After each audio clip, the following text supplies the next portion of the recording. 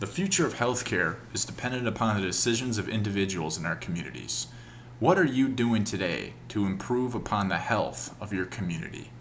My name is Andrew Bitts, and today I'm going to discuss why offering a contribution to your local nonprofit hospice would be a benefit to your community in the future.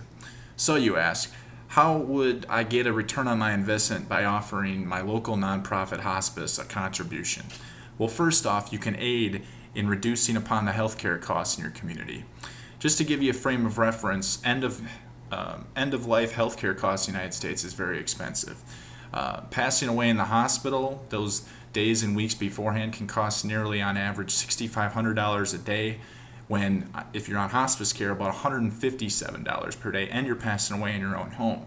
That's major bucks. You're also providing funds for a home for your parents and your parents' friends that local nonprofit hospices depend on just to stay afloat. In 2013, hospices got about 90% of their funding from Medicare, and the remaining portion came from donations and contributions. You also become a major stakeholder in your community, allowing for major decisions on how to improve upon hospice and healthcare in your community. And finally, you provide hospice services to those that can't afford it, and those that can't afford it usually end up in the emergency room and maybe pass away, allowing for a very expensive end-of-life care there. So you say, okay, Andrew, I get it. I see the need for hospice, but why can't I invest in a for-profit hospice? That way I can help my community and make a little money on the side.